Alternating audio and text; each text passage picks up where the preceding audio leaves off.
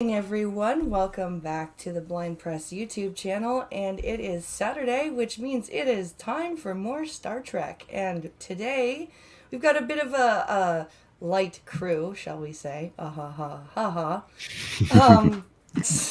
Definitely an intellectual lightweight in my case. We have Skeptalk Hi, everybody. and the One Ton Hammer. Hey guys. And Irate and Functional are with us in spirit. RL stuff has reared its ugly head. And so we will forge ahead without them today. The nerve of Today, those people having lives in their lives. right? Don't you just hate that? How dare you? How dare you? So we are going to be discussing the pros and cons, well, what we think are the pros and cons of the Prime Directive. And why is there no noise coming from my replay of my stream when everything is connected and we can all hear each other? We can hear you fine. Yeah, there's like Nothing. the stream is streaming, but there is like no sound. Can you hear me? Yep. Okay. No, I'm like on the watch page. Oh, okay. Yeah, There's- because I can hear you perfectly. Let me just Let me check the close watch my page. app and refresh because it might be my phone. Oh, good, I can hear myself. Yes. Okay, you're good. Okay, that was frightening for a moment. Okay, now that my heart has stopped beating. Now, if the Prime Directive were enforced, you could not have intervened to help that. You would have had to let that just be. And So this is what we're going to talk about is, oh, I heard a boop. Let's go see who that was. So, for those... it was Hammer leaving. Oh, Hammer leaving and coming Yeah. back? Okay. Yeah. So, the Prime Directive, as I'm sure everyone who watches Star Trek knows, is basically the philosophy that is supposed to, put out the guidelines for how Starfleet ships and their crews are to purport themselves, basically. It's a code of conduct. Yeah, it's a code of conduct when dealing with other alien cultures, basically, and especially dealing when it comes to first contact. And there is actually, very interestingly, no canonical text. Like, nobody who created the Star Trek universe, or none of the authors that wrote novels that were canon. Nothing has come down from the stuff that is actually canon that outlines exactly the sections and guidelines of the Prime Directive. Now, it's referred, like, there are times when, Captain Picard will actually name a section of the Prime Directive, or You'll even hear parts of it quoted a little bit, Yeah. like just a few words here and there. But it's essentially it's a regulation from Starfleet, or a very important regulation that says that if you are in a first contact situation, in other words, you're dealing with a planet whose life forms have never been contacted by life forms from another planet, then you have to refrain from contact with them. Yeah. On the with the rationale for that is that you could do something that would damage their natural evolution into whatever they are becoming. You could effectively enslave them to your technology. I mean, they're essentially they made the decision that more bad things could happen than good things if you came into contact with a new group of people that it's do no harm, and there's just too much risk of doing harm by Was having any contact, so they forbade it. call me crazy, but wasn't there something similar, like kind of like a rule of thumb in anthropology? If you were studying a very isolated group of people, that It's you not just didn't any, not just just an isolated. No, waltz up and you're talking about a basic principle of ethnography. It's called, okay, yeah, and in ethnography, which is essentially going into a culture not your own, you must do everything you can to become a member of that culture, because that's the only way you can experience it enough to do good anthropology. right, Basically, this is an old time.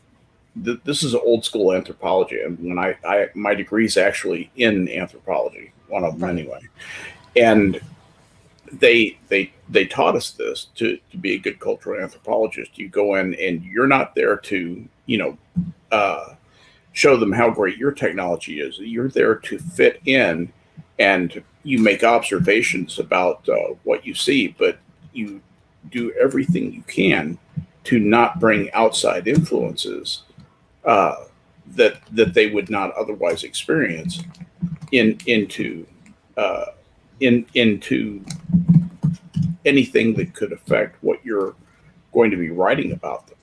But that had to do with producing a product, an ethnography, a write up, a monograph, or a paper right. about groups of people. The prime directive is much more sweeping. I mean, you're talking about entire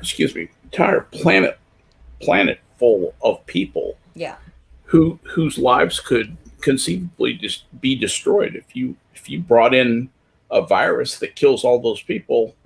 You know they learn something from when the people from other cultures in Earth times and ostensibly on other planets went to visit people who had no immunity against the diseases they were carrying, yeah. and so it was ruinous. And they realized there were sociological consequences they had to protect against too. And I think that's what we're encouraged to believe is the beginnings of the Prime Directive. Is that fair, or am I just I would raving at think this so. point? I would think so because it's even the only really canonical thing we have is that the Prime Directive is sort of based on similar protocols that the Vulcans had set up. Oh, good point. And it's even mentioned in Enterprise that they had those protocols in place as far the Vulcans anyway had those protocols in place as far back as 1951, I believe, or something. Mm-hmm. When it was that episode of Enterprise, Carbon Creek, I think that's the reference to Yeah. Carbon Creek. Yep, which was Um, an unofficial first contact. yeah, yeah. And then we have in I think it's like 2150 something in one of the Enterprise episodes where T'Pol is suggesting to Captain Archer that hey, you guys might want to adopt these protocols if you're gonna like wander around and introduce yourself to people, um, which and I think that's kind of where the establishment of the Prime Directive kind of takes place. We see it, we see it mentioned quite a lot in Next Generation, Deep Space Nine, Voyager, but Enterprise, and it's one of the things that I kind of like about Enterprise now that I've warmed up to it a bit, is that you get to watch the establishment of the things that you know so well from everything else, and the mention of establishing the Prime Directive is one of those things where like you hear about it, like even in Kirk's time Mm-hmm. you hear about it, um but you don't really know how it happened, like, and having Enterprise kind of explain all of that, I really like that, but I do Kind of wish, fills in the backstory a bit. but yeah, but I do wish that somebody over in Trekland, you know, Because could you imagine the amount of money they would make on StarTrek.com selling a really nice leather bound copy of the Of all, Prime Directive or just all the Starfleet regs. or all the regulations of Starfleet? Yeah, like the really nerdy people from Star Trek would jump Mhm. all over that. Oh yeah, and it would be a popular gift. Oh, for sure. And the So rules of acquisition, could you I would love a copy of the rules of acquisition, quite frankly. I may have a copy of that posted on my office wall. There's a I real possibility of that. may, when I get my braille display, I may just download a file. Hmm. Just a file of the rules of acquisition, Just to have it. just to have it on my braille display. I hear you. But the purpose of the stream today, though, is to talk about whether or not this prime directive, this thing that forbids yeah, influencing for planets that have not had contact with interplanetary civilizations, uh, is it a good thing or is it a bad thing? And that's and if it is a good thing, why is it good? If it's a bad thing, is it always bad? Are there times when you need to break the prime directive? Obviously, yes, or many shows would not have plots. Yeah. Or what? I'm just curious. Hammer, what do you think about any of this? Oh, as you guys have been talking, I've been thinking to myself, it's been mentioned several times that the Prime Directive is Starfleet's General Order number 1. Yeah. What's General Order number 2? I don't know. Nobody knows. I wonder why we only hear about this one and we never hear about any of the others. General Order number 2 is read General Order number 1. It's Fight Club. Yeah, right. I think the only other actual regulation I know is the one that grants like removal of a captain. Is that a general order?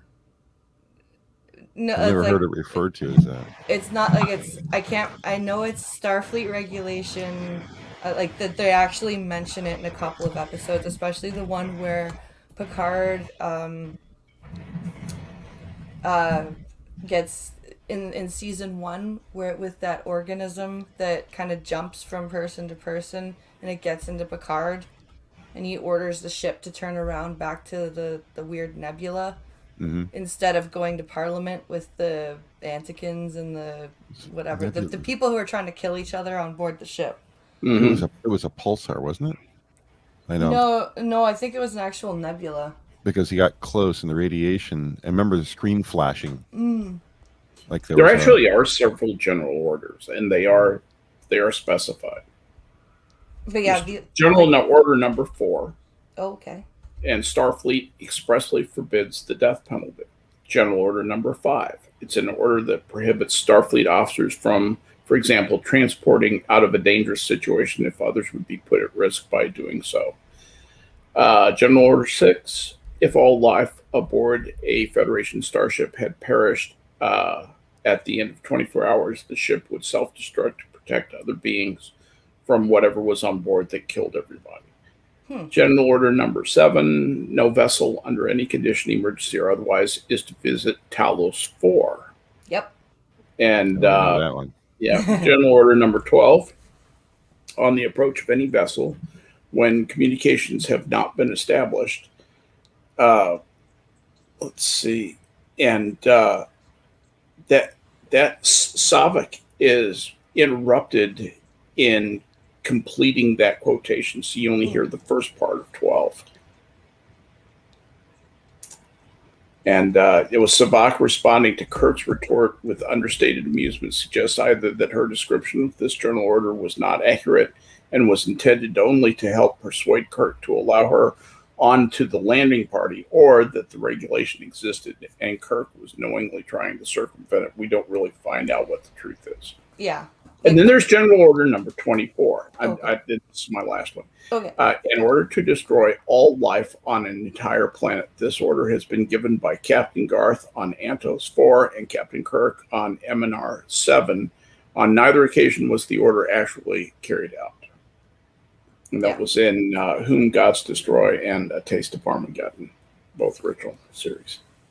They were so these and there's a, you know how they said, you know, that wasn't they're not sure if that one regulation that Soviet states is true. They're not sure. There's a similar incident in Next Generation, in Ensigns of Command, when Picard is arguing with the Shellyak. Picard straight up makes up a freaking negotiation regulation. I think it's like he makes up a regulation or something, like, I can't remember the exact words, and then he hangs up on the Shellyak, and Riker's like, you enjoyed that. Yeah. But yeah, the Prime Directive, this is a hard one, because when you watch Star Trek, because of the way that it's written and because of who the protagonists are, you're kind of already, like, biased in favor of the Prime Directive, if you think about, like, do you know what I mean? Like, you're kind of led to Accept that it's a good idea. Yeah. Right? But there are episodes that illustrate that it is not only a really bad idea, but it can really hamstring you. Like, very badly hamstring you. Yep. And you're either faced with the choice of, do I abandon a member of my crew, or do I break Starfleet's General Order Number 1 and risk a court-martial? You know, that you really, I think you just cut to the heart of this, and that is this an order that absolutely must always be obeyed? Or is it an order that really ought to be written before you violate this order? Think very carefully about what you're doing, and that essentially lives must be at stake, your ship must be at stake.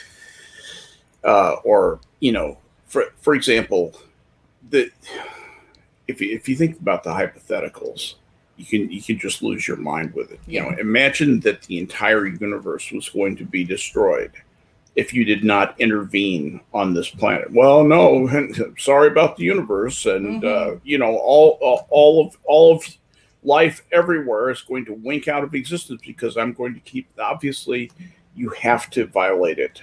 Then it's just when do you do it, and is it possible to build in safeguards, things that have to be reviewed, or a chain of people who have to look at it and review it, or a combination of those things before you go ahead and violate the Prime Directive? That's really the to me the interesting question. Every captain, with the exception of possibly Jonathan Archer because it didn't exist, has violated the Prime Directive. Yes. Yeah. So you have to think to yourself, if every captain has, then really how strict is it? I think I remember Picard saying something to the effect that Starfleet doesn't want people who just follow orders. Yeah. And he also describes the Prime Directive as a philosophy. He doesn't describe it as like a law. And he uses that term in Symbiosis, the episode Symbiosis, when him and Crusher are in the turbo lift. And she's really upset because she wants Picard to not to let to let her figure out a way to cure their addiction, the Honoran's addiction, to that drug, to the Felicium or whatever it's called. And he's like, no, that's not our job. That's and he goes, the Prime Directive is a philosophy, and a very correct one. And this is coming from a guy who's broken the Prime Directive by this time already like 3 times. But he still, like, even though he had to break it, in very, like the one with the Edo when he had to save Wesley Crusher. God damn it! Why did you have to save Wesley Crusher? I know.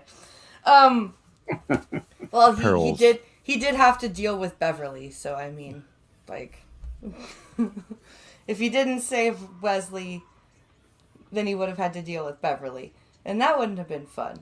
So, but That would have been funny if it actually kind of turned out not so much that he did, but that he prodded her a little bit, because she says, "John, Luke, you can't let him to kill my son." And he turned over and said, "Well, he does suck as an actor." Yes. He's not helping the show, Beverly. Eventually, he'll grow up to be an insufferable ass and flood the internet with moronic garbage. Yeah. Beverly replies, "Well, you got a point there." Mom! Shut up, Wesley. But yeah, he does, because for the most part, they are just trying to protect themselves, because even when you're in a first contact situation, or when you're in an exploratory culture, you still want to make sure that your ass is covered, right? So you want to make sure that you've got something in place that at least has a chance of ensuring that you don't start some sort of war on an alien planet, or you make people think that you're God because you have technology that they've never seen before. Like, that's... And Arthur C. Clarke said it very well, that any technology sufficiently advanced will be indistinguishable from magic. Yep. I know Feynman claims credit for it, but it was actually said years earlier by Arthur C. Clarke. In point of fact, the way they wrote the Prime Directive and calling it directive, I think may be germane to the discussion. Mm-hmm. It's not a regulation. In the Navy, and I admit I'm just calling on my Navy experience here, but in the Navy, you have regulations that govern your behavior in specific situations. The regulations are fairly specific. They tell you what to do and so forth. A directive, there are directives in the Navy too, and these are like statements of policy and direction for the Navy. And I wonder if in calling it a directive, the way I interpret a directive is different from a regulation. Yes. A regulation is very specific, and it would have to be a strange, bizarro, backwards, upside down world kind of a day before I would violate a Navy reg. Yeah. On the other hand, a directive is something, we're giving you some general direction here. But obviously, in stating that our policy is to do this, we generally do this, this is the way that we want to go, it sort of, to me, implies an allowance for exceptional circumstances. And all they're talking about is the exploration of the entire universe. Nothing big or anything. It's pretty hard to put something cut and dried, no exceptions allowed, about any aspect of that, really. Yeah. A directive allows for wiggle room, where Yes. regulation, if you violate regulation, you're done. Right, exactly. And there are specific penalties prescribed for that. So anyway, that's just my take on it. And I may be over influenced by my own experience. So I freely admit that. I think that makes a lot of sense, because Wording is important. Yeah. Directive versus regulation. It may mean something. Yeah. Yeah, directive kind of feels more like this is a guideline to follow. Even in the other term, it still carries that same thing. General order. Mm-hmm, mm-hmm. Yeah. Yes, exactly. Yeah. It still sounds like a directive, not like a regulation. Right. So that was one thing. Then, the other thing is that, and this is taking a much more practical look at it than Star Trek was able to. I mean, if Star Trek was real, There'd be endless searching, and at the end of a 300-year career, the guy could say, "Yeah, we found bacteria on one planet." Yeah. That it would be like We that. promised not to step on anything. Right? We totally didn't interfere with it. But you're basically writing something that amounted to a space western. Yeah. So you had to have other people, both human and aliens, and very human-like aliens, so they could interact. You couldn't have crystal beings that take 300 years to say anything. No. You have to have things that talk back to you. You have to have things that could support a plot, can react to your actions and have actions of their own, objectives of their own, motivations, and so forth. So going into a target-rich environment, as it were, a society-rich environment, which is the universe of Star Trek, I think it was really smart to have a directive like that, just so they could break it. Mm-hmm. And it heightens plot tension. Oh, they're breaking the Prime Directive. Yeah, this is really bad. You get killed for that if you break the Prime Directive. It's worse than mutiny.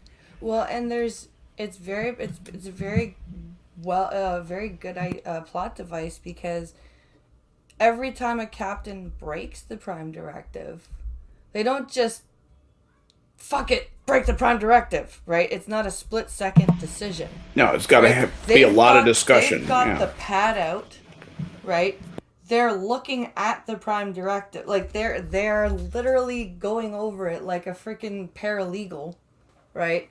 Okay, now what does this mean? What is there any exception to this that we can take it? Yeah, they're interpreting it, the Prime Directive, and that's why it's hard to come up with like actual pros and cons to it, because every time a captain breaks it, right, it's broken because they interpreted it a specific way, right? And they and maybe their first officer, interpreted a specific part of the Prime Directive in a way that a captain on a different starship could look at and be like, "That's absolutely mutinous and horrible. How dare you do that?"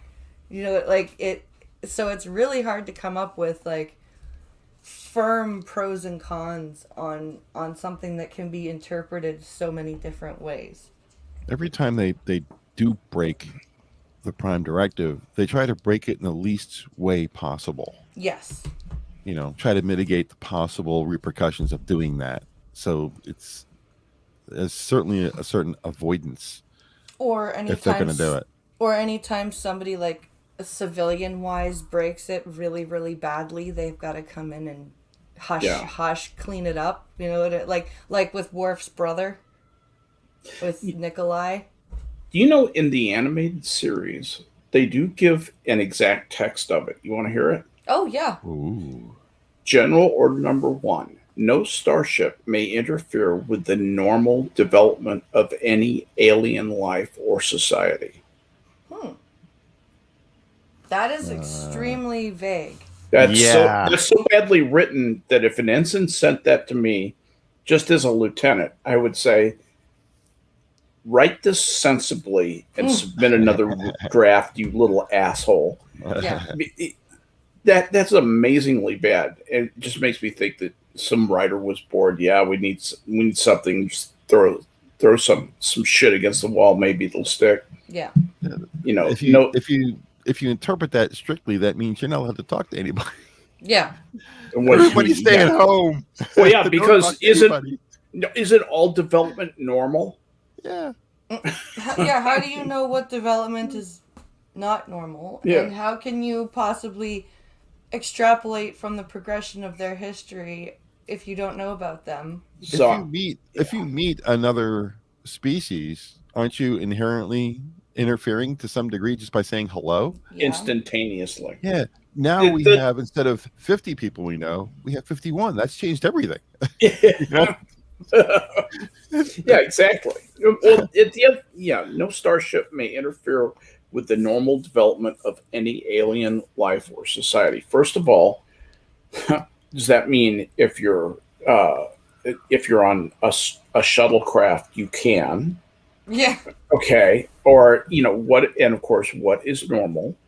And what constitutes normal uh, development? That's just so What anyway, happens that's if you nonsensical. I'm gonna say throw that one out. what That's just happens not. if you have to travel through their solar system for some reason? Oh yeah, And one butterfly of them effect. and one of them has a telescope Right, and they exactly. see They your see ship you. go by and Mhm. you're the first alien ship they've ever seen, but you're not actually trying to talk to them. You just like have to cut through their solar system because, maybe it's huge or something and you That's which a is good technical question. Can you, from a planet, see a starship pass you at warp? but would they be in warp if they were in a solar? Oh, I suppose they would be. They could be in They warp. Just can even be, with our but pathetic technology right now, we can see the action of tiny quantum phenomena on black holes and magnetars Yeah. that are thousands of light years away. So yeah, I think we can confidently say yes. that you would see a starship at warp because they're moving faster than light. We So how could you managed. see them We Well, it managed depends to how get they're a. doing that. Yeah. at warp? Well, they can't. They can't do that in our normal space. They have Not to in normal be. space, no. Yeah, so they It has would to be at have to warp. be. Yeah. Yeah, exactly. So by definition, while they were at that speed, you would not be able to see them. It's when they come out of warp Right. or just before they go into warp, you might be able to see them. I'm sorry about Oh, it's all right. that. Probable spam. Imagine my shop. I wish I knew how to turn that on. Cause Oh, I've got friends who have iPhones that have that they can turn that message on, the yeah. probable spam. I have no idea how the hell to do that. And I've started getting the stupid calls from, quote, the Department of Service Canada, which is not a thing. It's just called Service Canada. And they're telling me that they've suspended my social insurance number due to criminal activity, which is not a thing that can happen. This is brilliant. It's Or brilliant. they call you up and say, "Hello, my name is John O'Brien, and it is about your vehicle warranty." And you go, "Well, I'm blind. I don't have a vehicle." Well, we want you to buy this warranty anyway. Yep. Yep. That's exactly what happens. So yeah, it's the prime that specific iteration that's in the animated series. That's just the That's vaguest dopey. possible. Yeah. Like, I'm sorry I brought it up. no, I it's thought it might fine. be interesting. I just saw it. I thought, oh, these guys think they have the actual text, and I read it, and I thought, that's stupid. Yeah. The other thing is, I think if you were to try and find all the people who think violating the Prime Directive is okay, and you found all the people who said no, that's never a good idea, you might roughly divide conservatives and progressives where the conservatives would say you don't violate it. And I know there would be exceptions to this, but generally the conservatives would fall on the side of leave them alone, let them do their thing, assuming they had a libertarian streak in them. And the progressives would say, yeah, get in there and help them fix their culture, make them exactly like you, which is kind of the progressive mindset. I find it interesting to look at the way each captain reacts to their decision to break the Prime Directive, because What do you mean? Yeah. they all react differently when they make that decision. Um, they like Kirk and Picard. They both, Yeah, night and day. they both agonize over the decision, but once they've made it, they're like, okay, no, I know I'm right. And I will do it again.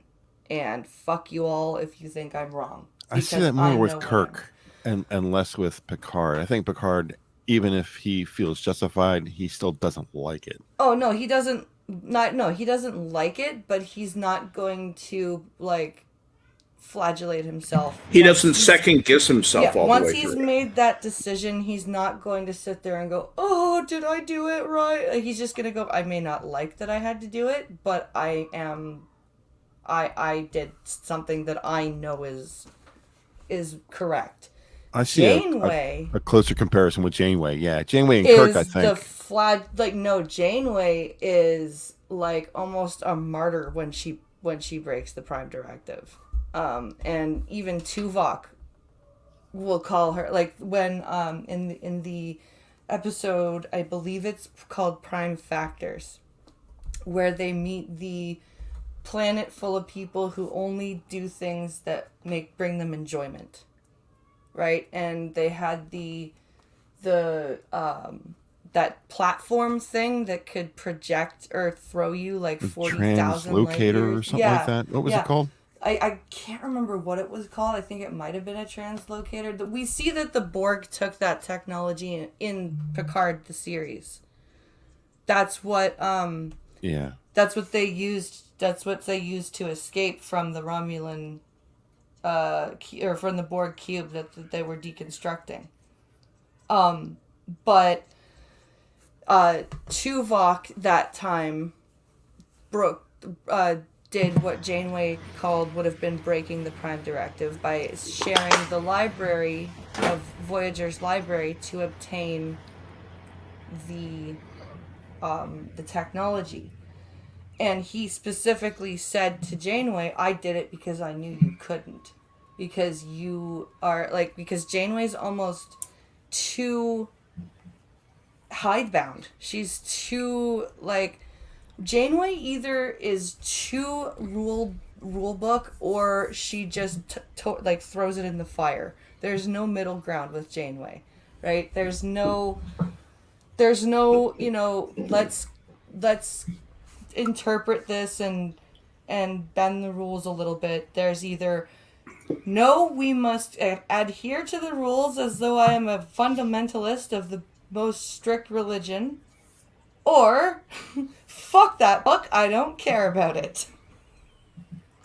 And a perfect example of that is this Prime Factors thing where she was basically like, "Oh, now we know how it feels when we deny technology to other cultures. Now we know how it feels. Let's just move on." Right? So that was that I'm going to stick by the rules no matter what. And then we go over to the Equinox, where she literally exposes a crew member of another ship to raging aliens to get information out of him. It's okay when I do it. No middle ground with Janeway. Yeah. I was able to track down the name of the teleporter for that group. Okay. Those Sicarians. It was called a spatial trajector. That's it. Spatial trajector. Yeah. That was hard to get. Man, my Google skills have improved dramatically because that was hard to find. But yeah, it's I've noticed that with Picard and Kirk and even Cisco, they do a lot more actual logical thought process. But Janeway, when she breaks the Prime Directive, she breaks it for an emotional reason. Do you know what I mean? She just emotionally reacts and breaks the Prime Directive, and then, oh, woe was me, I fucked up afterwards. I noticed the difference. I think I know what you're driving at. I noticed the difference too. I always just figured that's what they had to do to get the plot moving along in the direction that they wanted it. That was just in service of plot development. But you might be right. That might be what's really going on.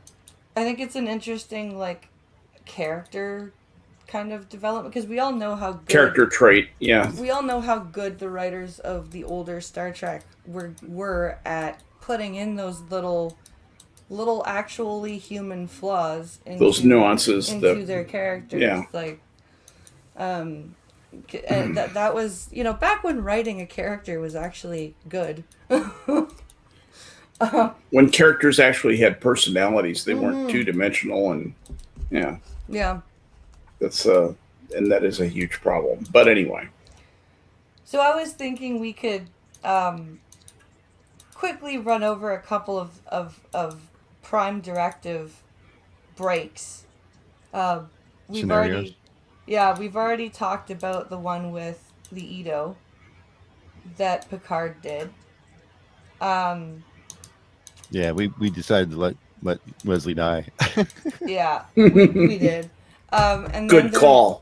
Yeah. what would you have done in the symbiosis scenario? Would you have done what Picard did and just like not given them parts for their ships and like in that way forced them to kick the drug habit, or would you have done what Crusher wanted to do and like Interfere. wean them off and interfere and all that stuff? What do you think? You think Picard was right in that situation? To just I be do. like, nope, I'm not giving you my repair parts. Yeah, I agree with Picard on that. Yeah. I do too. I mean, Yeah. what would be the downside of him giving in and just say, yeah, here. Well, then they would basically when you substitute a substance for another substance, you've just given somebody another substance that they need. It's just a different drug, isn't it? Yeah. Yeah. I think we know even at this point that you cannot fix a drug addict. No.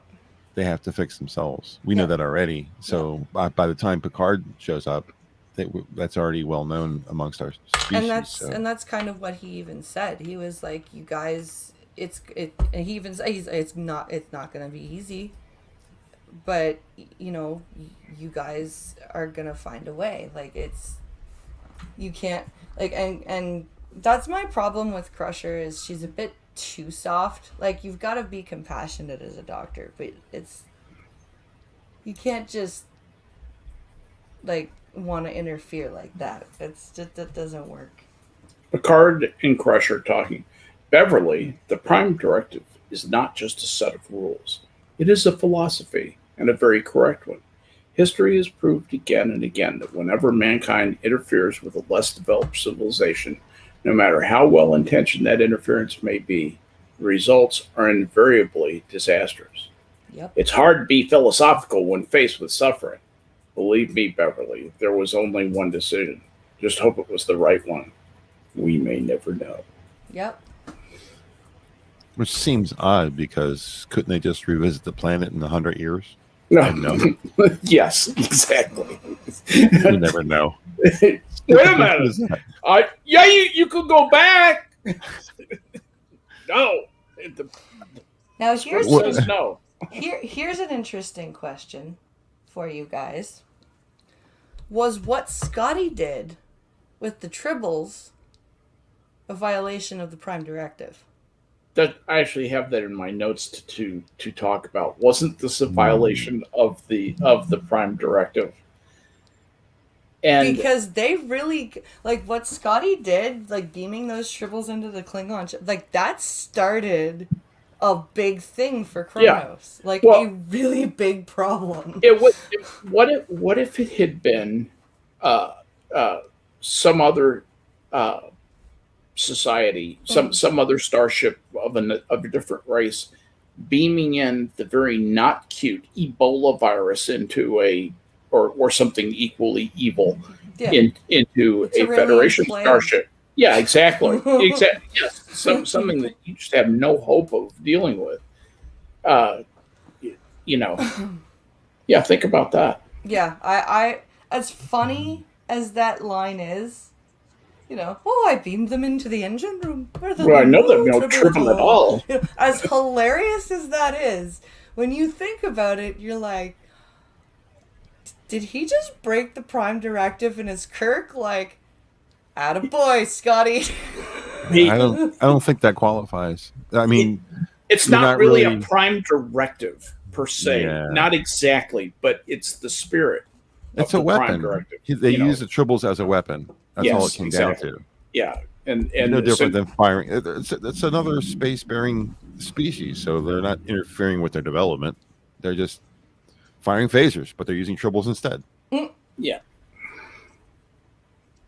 Fire triple cannons at the ready. You know. I read this series from Star Trek. It was actually just the books. It was never, anything ever referenced in canon or anything like that. But it talks about a captain in Starfleet who is decommissioned and kind of in disgrace, and then they find out he's innocent, so they give him his command back. But time has moved on, and the only thing they'll give him is a Constitution class ship. Oh, damn! They won't give him anything current. His name was Mackenzie Calhoun in the book, and he runs across a thing where he ends up a time travel kind of deal. Okay. And he ends up in the future, and into a fight. He gets he witnesses a couple of species getting into a fight, and the technologies they use against each other, it's not just phasers and stuff like that.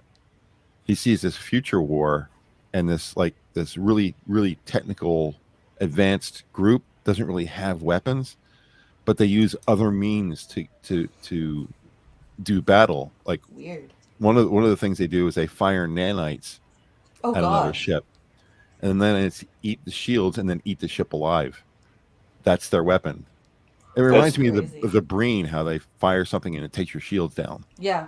It's the same idea, but it was nanites that ate the shields, then ate the ship, which is like the combination of the Breen, and then that episode where something gets on the Klingon hull. Oh, and starts eating the hull. It was like a combination of those two things, and they had weaponized it. That's awesome. What a great weapon. That is a great weapon. And that was like one of 10 weapons that were described in this battle. And they were all fantastically brilliant like that. I wish I still had the books, but they were lost in a fire. Oh, damn. But you can still order them, I imagine, from Amazon or something like that.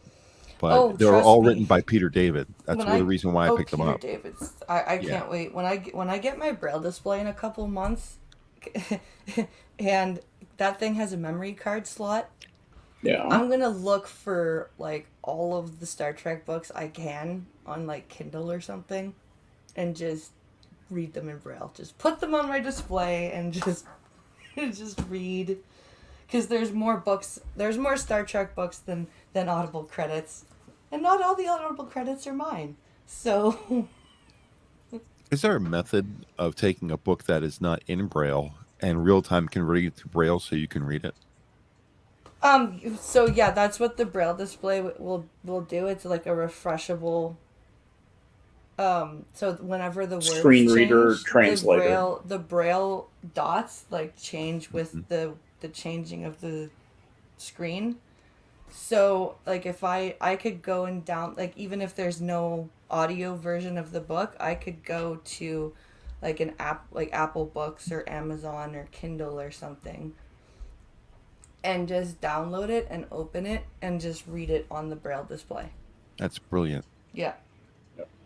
How fast can you read in Braille compared to how fast a person? And of course, people read at different speeds, but I read pretty quick. I'm not at your professional narrator level, but I'm a pretty good reader. I've always been when we did class reading in school. I always put up my hand a lot, because especially in Shakespeare reading time, because everyone else sucked at reading Shakespeare, and it took them 10 minutes to read 5 fucking sentences. So what's the average? Typical Braille reading speed is about 150 words a minute. When I was getting interested in Braille as a result of when I first met Blind Press, I started looking some of this stuff up. It's about 150 words a minute, and that's compared with an average person's reading speed of between 250 and 300 words a minute. So Yeah. it's a half to 2/3 the reading speed. That's an experienced Because we have to Braille read reader. every word with our fingertip. Right. Right? We can't just. And this is a thing that I used to have to argue with my English teachers all the goddamn time when it came to practicing speed reading. They could not understand that I, with my fingertips, could not scan a page the way you do with your eyes and pick out specific phrases. It seems fantastical to Yep. me that a teacher would not know that. They were You- like, yep. what do you mean you can't speed read? I see you reading really fast all the time. And I'm like, there's a difference between reading really fast and speed reading. You have to touch every word, every set of cells. Yeah. When I was, and it's even worse when you have when you're sighted Yeah. and you have a code cheat sheet in your left hand and you're scanning the braille with your right, trying to learn this. It's hard. Hammer, it's harder than shit to learn. I invite you to try it sometime. It absolutely, your respect for braille readers will go up. They have to touch every word, and yes, you can. Where a sighted person can like see a phrase and they just do the completion thing in their mind, and they don't have to look at every letter of every word in each phrase. Braille readers can kind of do that with every word. Yeah. Like you realize what the next word is going to be, and you see a T and the beginning of an H, and you realize that's the. Yeah. And there are shortcut words. There are shortcuts that they use to give you an advantage. But even so, you still have to touch every word. Yeah. Or at least I did. I've been reading Braille since I was 4. And Yeah. I cannot, I can do that, like you just said, with, I can figure out that the next word's going to be the or whatever. Yeah. But I cannot, scan a page in, 20 seconds and pick out the cogent, the cogent points. That's not something that it's just not a skill that Braille offers you. Yeah. No. Unfortunately. But the more you use Braille, the faster you get, generally, right? Yeah. Yeah. Yes. Like when I read with both hands and I read with my 2 index fingers, and when I'm halfway across the line with my left hand, my right hand's down at the next line, kind of. Hammer, it's like reading ahead. 2 books at the same time with each eye. Pretty much. It's only about that hard. Pretty much. Sounds pretty easy to me.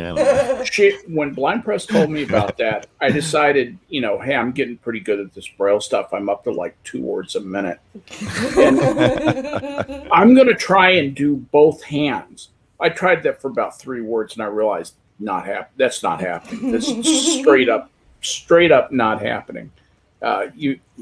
It's phenomenal. Really, the more you do it, the more your respect grows for how really difficult that is. It's really a hard thing to do, no fooling. So I think we've done the Prime Directive thing pretty Beat well. it to death. I had an idea.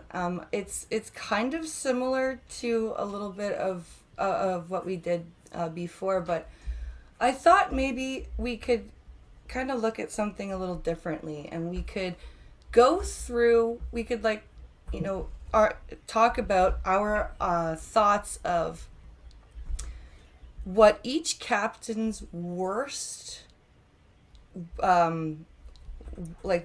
screw up was, and how close it came to bringing them over the edge into almost a bad, we could go over the things that made each captain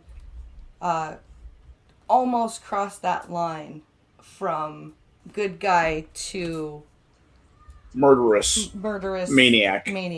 Yeah, because each captain has that potential breaking point, and they get offered those cases on the regular. Yeah. Oh, like the best and worst of each captain kind of deal. Kind of, yeah. Like the what do we think was the worst thing that each captain did, and how well did they like resolve and kind of bring them back to the side of, you know, sanity, perhaps is the best way to. And maybe even have a special category where we could say, what were each captain's finest moments? What were their worst Yeah, moments as commanders? yeah. I think Might be that's an interesting stream. yeah. I think that's Gonna have to do some homework for that one. yeah. Yeah, yeah, So I'm up for it. all yeah. right. Me too. Sweet. We'll do that, and I hope we have a more fully crewed vessel next time. Me too. So that'll be next Saturday, the 25th, at 5 p.m. Eastern, 4 p.m. Central. Please also don't forget to come by my Twitch channel tonight to watch some Mortal Kombat. And of course, Mr. Skep Talk will be on Tuesday's Minions of the Zoo as Keeper, and Yes. on tonight's Minions as a guest with Harry, correct? Absolutely, that's correct. And Hammer has his show on Wednesday that he The is Wednesday show. that he is host of. Are you doing it at 11:30 still, or are you doing it at 9? We are at 9:00. Okay. Okay. Cool. So that's 9 Eastern, right? Yes, ma'am. All right, and that's also on the Minions of the Zoo channel. And be sure to come back Monday for a coffee stream. And Monday is voting day in Canada. Oh, joy. Anyway. Vote PPC, folks. Yeah. I'm Yeah. starting to think that. Pray for our northern friends. So, with that, thank you everybody for watching. We hope you have a great weekend, and we will see you later. Bye, guys. Bye, everybody. Bye.